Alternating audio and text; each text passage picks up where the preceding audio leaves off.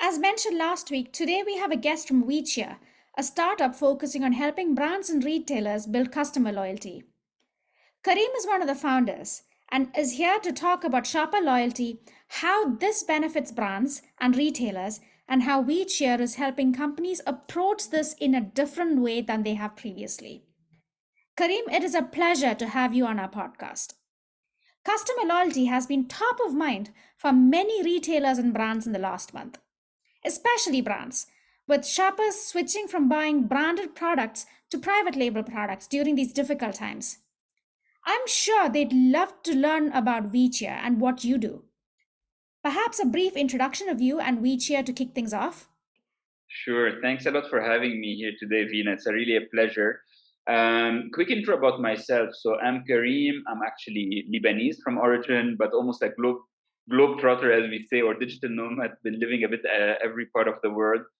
I look. I had my career starting from corporate side actually. So I had almost 12 years working for Nestle in the marketing and sales department.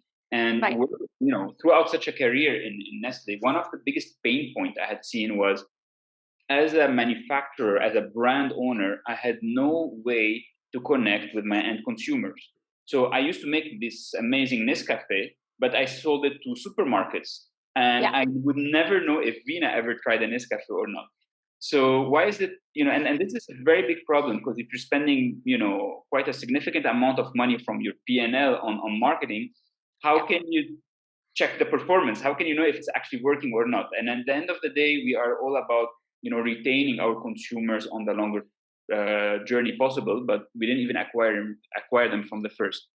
So that was one of the pain points that I had throughout my career that really kind of struck into me. Said like, how can digital brands, they do it? If you're buying an online cinema ticket, you can do it. You can track people online till they actually buy this digital product. But the physical Yeah. world, there was a complete disconnect. You could never Yeah. do it.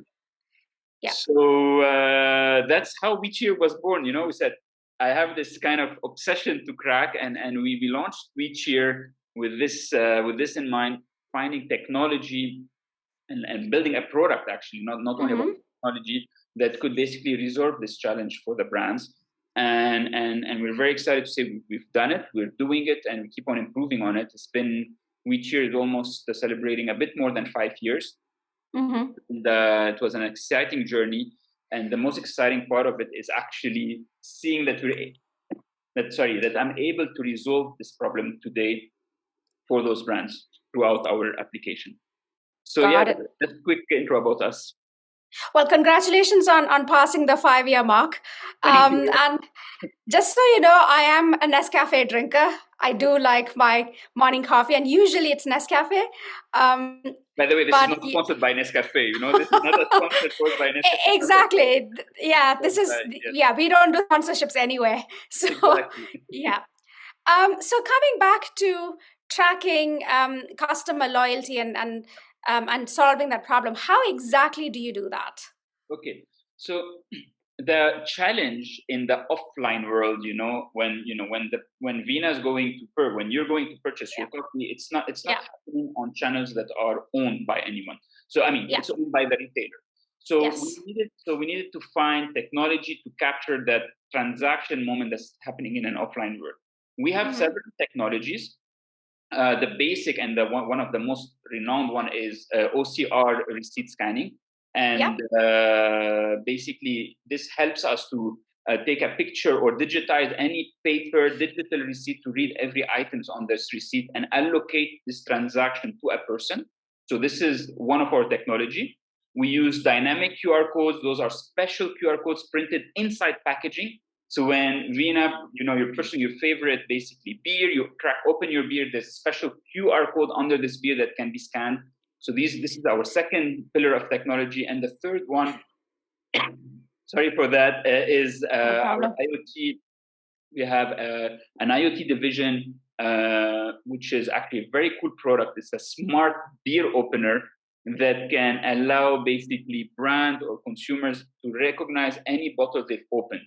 So the moment you open the bottle, the device is smart enough to know what brand was opened by who, and basically in the same spirit, incentivize, reward the consumer who just opened that brand. So those are the three pillars of technology that we use to capture, to know where the transaction happened. And the rest, it happens on the Wecheer web app that any consumer can join, any brand connect to that consumer and basically recommend to him a special program, a special promotion for him to basically follow his favorite brand. Got it. So I think you'd mentioned that the name Wecheer was born because you initially launched the bottle opener versions that Exactly. could scan the Exactly. QR code as well, isn't it? Correct. So the cheering, I mean, Wecheer started, I mean, it's a positive name. We like it because it's all about cheering good stuff. Yes. But yeah, the start of Wecheer started actually with a focus on the beverage, more specifically the beer industry, with our smart beer opener, which is the Wecheer smart opener. And that's how we wanted to make every cheer count. That was the whole idea of it, make every cheer count. And that's how the whole journey started. And from there, I would say we expanded across with the new technologies that allowed us to really scale further, because beyond the hardware, and to grow, category agnostic. I want to say almost any brand you can think of that you find in the supermarket, it is a potential customer for Wecheer, is a potential person we can support from Wecheer. Got it. So great. And in terms of, so you said that on the customer loyalty app, people get suggestions and recommendations from brands. Now, I'm assuming that is separate to what happens with the scanning of the on-shelf QR code and that sort of thing. So if you can take me through a customer journey. Exactly. Let me take you through a journey. It's very delicate. Or rather a shopper journey. The shopper journey, correct. The shopper journey. We even call it the fans journey, because it's about the brand. We want to be emotional about there. But whatever it is, the idea is why I'm using the word fans, and it's even because we do not actually advertise to you anything. We do not over advertise. It's an opt-in program. Basically, Karim walked into the supermarket. He found his favorite, cereal brand, and they had a QR code saying, scan that QR code and become a Cheerio. Get your Cheerios or whatever, Frosties, basically card. When you scan that QR code, it will take you into the Wecheer app and opt in directly into the Kellogg's loyalty card. So right now, Karim is a fan of Kellogg's, and he will only get information from Kellogg's and special deals just from Kellogg's. It's a bit like when you go to buy your favorite coffee, like this, you always join, they give you like a punch card, and you get 10 coffees, get one free. Your relation is not with every coffee brand. It's just with that single chain. And it's in this spirit a bit Wecheer is done. So as a journey, you go, you scan the QR code, you got the card to validate the purchase. How can we validate that you actually made the purchase? At that moment, basically within your digital card that's on the Wecheer app, it will tell you, please upload your receipt. If there was one Frosties purchase, it'll give you one stamp. If there were two stamps, XYZ, until you get your basically reward, or until you unlock your second. And that's it. You have your Frosties cards now. In a few weeks later, we go back to that Nescafe story. You like Nescafe? There was another promotion on the shelf from Nescafe. You can collect the Nescafe card, your L'Oreal shampoo card, everything XYZ, and then what's very important is, even though in a certain country we might have 10, 20 different advertisers, we do not cross-advertise. You opt in to your favorite brand. You're the fan of that brand. We will not force you or show you any other information to basically protect your privacy and not to over-advertise or annoy you with any kind of noise on the site. Yeah, so you retain more people on the platform by doing that as well. And that's because in the end of the day, that's our core, our core, and that's what we believe is the long-term retention. And I think the word loyalty maybe is also a bit of an overestimate. What we really do is retention, because no one's going to stick to just one brand. It's normal to do a bit of switching, but we want to make sure that you stay as long as possible following that brand that you really like. Yeah. And a lot of people experiment, but they come back to that one brand that they like, because they found that experimenting sometimes doesn't work. Sometimes that's the beauty, that's the beauty of data based on transaction. You will know when this person starts experimenting, because you'll see on the receipt that suddenly, they're having Weetabix and they're having basically Frosties.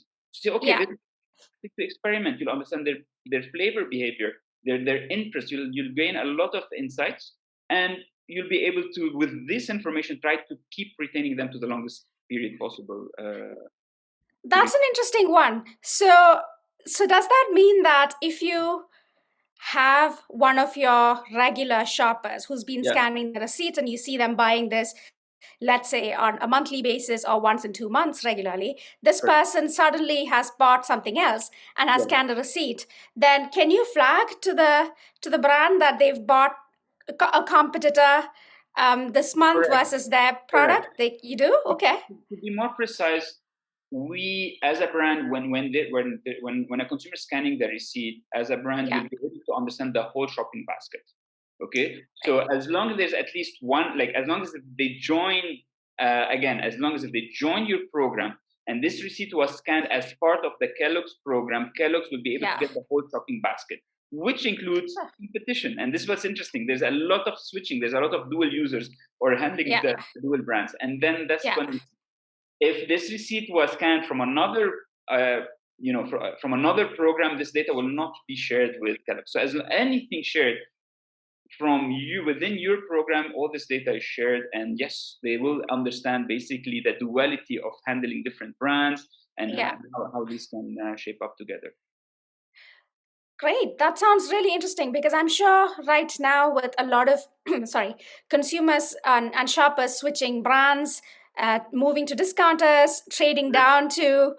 um, better value from a price perspective anyway, SKUs and brands, customers or shoppers are switching a lot and trading down a lot. So is do you provide these insights to brands as well? Or We basically, what we try to do, we help brands find solution in such situations. I think yeah, you're right. Like we're going even in a recession moment a bit globally. What I mean, it is happening. yeah, Recession is yeah, yeah. globally. So the consumers, I'm always refraining from using the word shoppers, because they, for us, they're Yeah. more than shoppers. Oh yes, you're totally right. They're They are consumers for you. Yeah. consumers for us. Sorry. And then Yeah. I'll comment one word on it a bit Yeah. later. But just to say, yes, we are helping brands find tools to help those basically to be able to retain the consumers in this such market environment. Yeah. And the insights that we give them is, we basically, like, what's important for a brand is, and this is why it changed a bit from the shopper, is that we don't, you as a fan of Frosties, you don't need Yeah. to buy Frosties always from Walmart. You Yeah. can shop Frosties on Amazon, on Walmart, on your Yeah. 7-Eleven, on Yeah. Carrefour, anywhere you want. Yeah. That's Yeah. what that's kind of the, I don't want to say the power, but that's the leverage of the brand. So you are channel agnostic. You're ever distributed everywhere. So Yeah. we're helping them leverage this behavior basically to maximize the user retention. So instead of just saying, I'm targeting my shoppers in modern trade. No, you're targeting your Frosties fans, and let them go buy their Frosties product wherever is convenient for them. And with that, I would say the type of programs we're doing increases. This is one of the other keys that helps to increase retention. It's like you're able to do that purchase anywhere you wish, or at any point of sale you would like. Wow, that's really interesting. And I see why you're focusing on consumers rather than shoppers. Yeah. Um, quick question on that particular aspect. So, how would you deal with products that are sold to, let's say, or not sold to, or products that are used by kids or by someone who other than the main person who buys them? How does that work on the app? First of all, you cannot join Wecheer below 18. So Wecheer Yes, needs to be above 18. exactly. Yes. No, Yeah. that is for sure. So like if it is a kid's product, it should be targeting the mom. So there's, Yeah. for example, one of the most famous brands for chocolate drinks. There's Milo and Nesquik. So these are perfect Yes. examples. And I would say in this case is the idea and the way the brand, like when we work with the brand, the type of the schemes, when we're joking like buy 10 one get free, the design of the schemes are designed to be still within I want to say, beyond just the legal, but also the position of how the brand would like to target. So there's a Yeah. lot of, we are very careful not to basically push for overconsumption, or the types of rewards we'll do are there to guarantee a certain healthy lifestyle for the kids. So, you could, like, for every 10 purchases, you get a membership to a gym, or you can, promote any other, I would say, brand experience that the brand Yeah. is trying to deliver, and that's Yeah. basically what we try to do. But in general, yes, we do not really target any, I want to say, kids product, or any product designed for kids. Even if it's the mom purchasing it, we try to Yeah. keep it simple and avoid this whole category for now. Got it. Understood. And that sounds really interesting. The fact that the point was interesting that you made around not trying to sell too much, but just retaining that customer Exactly. It's on all there. about It's that. retaining them. Exactly. It's not about, like, oh, overbuy. No, stay with us. Stay with us as the longer. Keep that relation with the brand as long as possible. That's basically. Yeah, because that's the sort of strategy that pays off in the long term. In the short term, if you push someone to buy a lot, they probably will. But then you will probably see them taper off in sales after a certain point, or Correct. they won't buy this product for a while, and then you lose Correct. that data about how they are using it for, Correct. let's say, 6 months because they're just sitting on too much stock. Correct. And usually it's the wrong person. A person who overstocks. You don't want to end up getting the promotion, like we call them promotion hunters, or like they have different names in different markets. I would say, they're not loyal to your brand. They are not the Yeah. ones who are buying your product for your brand. They just got a good offer. They're just going in and buying, overstocking, going, and like I said, it's a one-off. It's actually, we are trying to deter those people, and the way the programs are designed are really for someone who's consuming it in a regular way, I would say, but for the longest period possible, or the longest time possible. Got it. That's interesting because you're totally right. The ones who shop on promotions and will only do that Yeah, will be looking for the next one. bargains, like in Exactly. different places. They will shop around. They will try different retailers. They will try different brands. And it's all about if it's on sale or not versus Correct. is this the right product for me? Correct. Correct.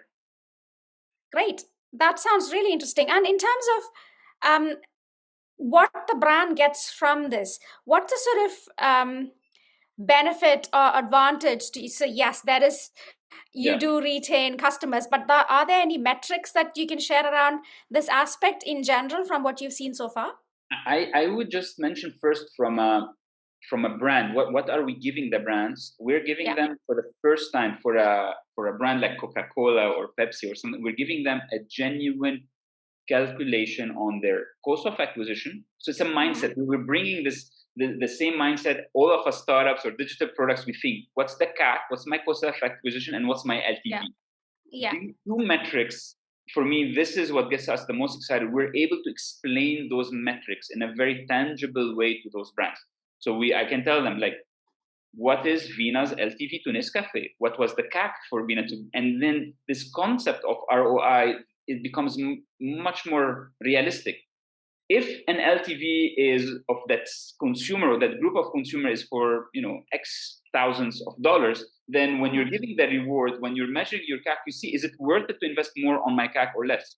So this concept of LTV and CAC, it never existed. So we're already teaching them, or we're Yes. helping them to measure it in the offline world. Now, the actual numbers, yes, we've been delivering fantastic results for most of our clients. And for me, I would say, the marker, or the reason of our success, how you can see it, is we've been re-signing up the same client for more than 2 years. So they've been Wow. growing with us, and that's, for me, Yeah. the best marker of success.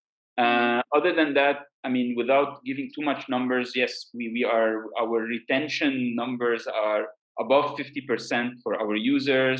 Our conversion rates are also in the about, I would say, in that also order of magnitude. So we deliver very good quality food in terms of conversions, getting users to join from the first time and retaining them on the longest term possible. But it's not only about having great numbers, it's actually about having the numbers, measuring it. A lot of our Yeah. programs failed, a lot of the schemes failed, but the brand knew about the failure within 24 hours, within 1 week, and it didn't cost them to reprint all marketing materials and relist Yeah. the product. No, it was Yeah. 2 clicks. change the scheme. Now, instead of getting 20 points, you're getting 15 points. And that was it. It was 2 clicks and we adjusted it. Yeah. It's not, I mean, I'm not saying I'll always deliver great results. Impossible, because it's the opposite. Is you need to test, learn, and improve. Test, learn, and improve. Yeah. On average, the best brands, they work with us, they will rerun they'll adjust the program at least 1.5 times per month. So like one or like on average, the 1 to 1.5 times per month, they're adjusting the program. So every 2 weeks, there's a small tweak. And that's how you can guarantee it, I would say, and that's how we can guarantee that positive ROI, I would say, in the end for the brands. Yeah, so that's really interesting, because that sort of brings these brands an agility and that quickness to react that they didn't have before, because they were, like you said, printing out marketing materials, working with changing on-shelf prices and promotions. And here now it's just on an app, so they can, if it's not working, they go in and change it. 100%. And that's it. It's done. Veena, I mean, I know you had also your past career in FMCG or in the CPG industry. Just listing the item, if you want to list it in the supermarket, whichever is the retailer, it takes you a few weeks just to get it listed there, the promotion. There's no listing. We're not talking about listing anymore. You have your beverage there, you have your soda beverage there. It can be purchased. You don't need to list any new promotion. And all of these things facilitate basically such programs for the brand. Yeah, and it's really interesting with this, because what you see when you see an uplift is a genuine increase in people who are buying this for the first time, rather than people who are just saying, wow, this is on sale, let me go and stock up 50 boxes of this product. Exactly. And mess up my supply chain and mess up the whole Exactly. No, exactly. That's wow. And which markets are you in at the moment? Look, currently I'm losing count slowly, but we are thankfully, I think we're in almost 6 countries. We're in Asia, we are in Vietnam, launching soon in Malaysia and Singapore. Then in the Middle East, we're in UAE, KSA, launching very soon also in Iraq. In Europe, we're in Switzerland and Italy, and in LATAM, or let's say in the Americas, currently we're in Brazil and Mexico. I lost count, but we're in almost like 6-7 countries, and we're always excited to add. And I mean, that's the nice thing about our app. It's deployed globally. So literally, I mean, we have for next year, we have some very exciting new countries coming up. We have Pakistan. We're hoping Japan is going to be coming also. So anywhere the brand would like to launch our products available, basically, we can deploy it at any country in the whole world. Great. And there is no need to have like specific technology or a specific way of doing things that's needed. It's you scan the receipt. Some adaptation. Like for example, for the receipt, I would say our engine is almost able to handle any alphabet. Now, of course, we need some fine tuning when we go. Like for example, there's discussion about Korea and Japan. We can handle it, but we need to do some fine tuning. So there will be some fine tuning for new alphabets that will be required. But it's not. I would say. We're talking weeks. In weeks' times, basically, we'll be ready to launch in certain market that has like some major differences. So as long as the alphabet's the same, we're okay. So these are some minor things to be taken into consideration before a new launch.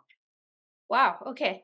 That's a sort of speed that most of these companies haven't seen before, because exactly. That's already too fast. I tell you, most of the time we would finish everything and we're waiting for them. So it's more of but look, it's a journey that we're taking together, and it's a way of thinking that I think everyone needs to evolve. It is a must to be quick, to be reactive, and that's the reality of today's world.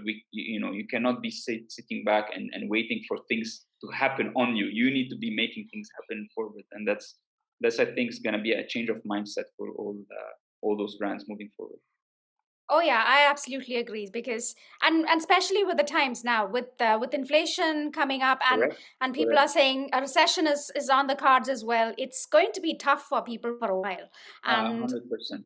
behaviors are going to change. People are going to tighten up their spending. Possibly look at switching brands, and they're gonna be switching. And Veena, I'm a bit more optimistic in a sense. I think there'll be change of behavior. So the idea, I think there will be room of. There's always, even in recession, there's growth. Anything happens. Like some of the greatest products were launched during recession. Funny enough, most loyalty programs, like the first paper coupons started in the first recession, I think in the 1900s, and then the airline miles came in the 80s after the recession. So every recession actually is funny. There's kind of a membership program that goes out of it, because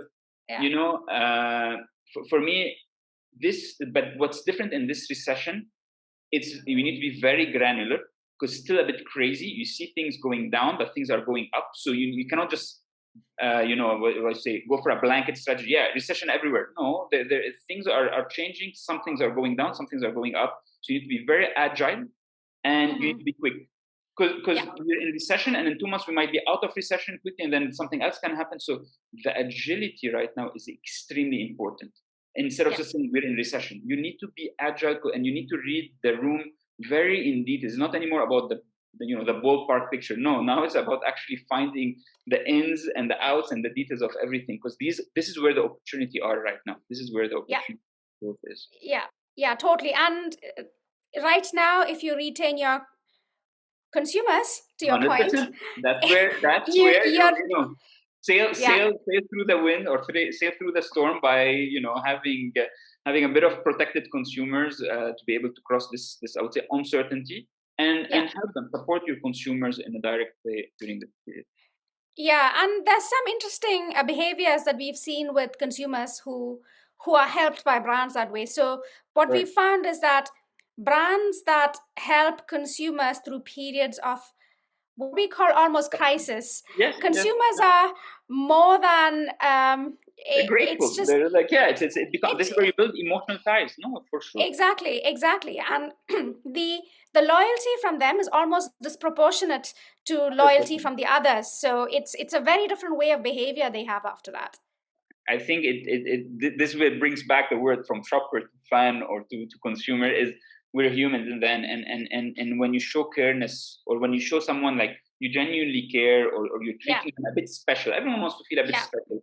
If you feel you've been treated a bit special by that brand, or you've been given some advantages, reward, I don't know, whatever is the thing that it's not about everyone can get it. No, I'm getting it and I'm being treated special. The emotional loyalty or the brand advocacy here will jump, or will, like you said, quite significantly.